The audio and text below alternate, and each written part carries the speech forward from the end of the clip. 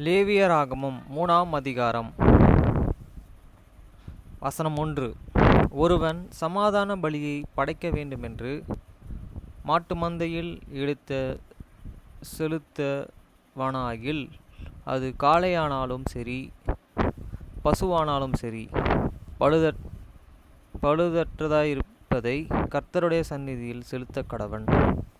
வசனம் 2. அவன் தன் பலியை தலையின் மேல் தன் கையை வைத்து ஆசாரிப்பு கூடார வாசலுக்கு முன்பாக அதை கொண்டு செல்ல கடவன். அப்பொழுது ஆரோன் குமாரனாகிய ஆசாரியர் முதன் இரத்தத்தை பலிபீடத்தின் மேலே சுற்றிலும் தெளிக்க கடவர்கள். வசனம் 3.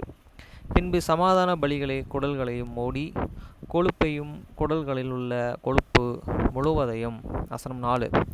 2 குண்டுக்காய்களையும் அவைகளில் மேல் சிறு குடல்களின் இடத்தில் இருக்கிற கொழுப்பையும் குண்டுக்காய்களுடன் கூட கல்லீரல் மேல் இருக்கிற ஜவ்வுகளையும் எடுத்து கர்த்தருக்கு தகன பலியாக செலுத்துவானாக.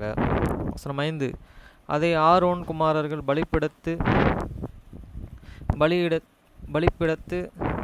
அக்கினியில் உள்ள கட்டடைகளின் மேல் போட்டிருக்கும் சர்வாங்க தகன பலியின் மீதில் போட்டு தகனிக்க கடவர்கள். அது கர்த்தருக்கு சுகந்த வாசனையான தகன பலி. வசனம் 6. அவன் கர்த்தருக்கு சமாதான பலியை படைக்க வேண்டுமென்று ஆட்டு மந்தையிலிருந்து எடுத்த செலுத்துவானாகில், அது ஆண் ஆனாலும் சரி பெண் ஆனாலும் சரி, பழுதற்றதாயிருப்பதை செலுத்தவனாக. வசனம் 7. அவன் ஆட்டுக்குட்டியை பலியாக செலுத்த வேண்டுமானால் அதை கர்த்தருடைய சந்நிதியில் கொண்டு வந்து. வசனம் 8. தன் பலி தலைமேல் தன் கையை வைத்து ஆசாரிப்பு கூடாரத்திற்கு முன்பாக அதை கொல்ல கடவன். அப்பொழுது ஆரோனின் குமாரர்கள் அதன் இரத்தத்தை பலிபீடத்தின் மேலே சுற்றிலும் தெளிக்க கடவர்கள். வசனம் 9. பின்பு அவன் சமாதான பலியிலே அதன் கொழுப்பையும் நடுவில் இருந்து எடுத்த முழு வளையும் குடல்களையும் மூடிய கொழுப்பையும் அவைகளின் மேலே இருக்கிற கொழுப்பு முழுவதையும். வசனம் 10.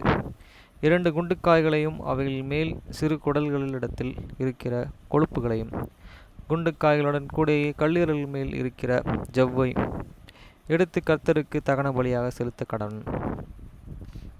வசனம் 11. அதை ஆசாரிய பலிபீடத்தின் மேலே தணிக்க கடவன். அது கர்த்தருக்கு இடும் தகன ஆகாரம்.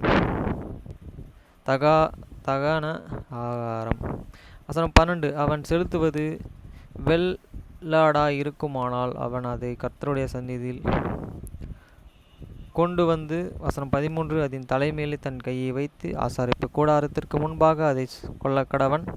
அப்பொழுது ஆசாரியன் குமாரர்கள் அதன் இரத்தத்தை பலிபீடத்தின் மேலே சுற்றிலும் தெளிக்க கடவர்கள். வசனம் 14.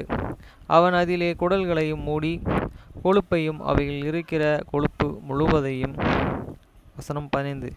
2 குண்டுக்காய்களையும் அவைகளில் மேல் சிறு குடல்களின் இடத்திலே இருக்கிற கொழுப்பையும் குண்டுக்காய்களுடன் கூட கல்லீரல் மேலே இருக்கிற ஜவ்வையும் எடுத்து கர்த்தருக்கு தகன பலியாக செலுத்த கடவன்.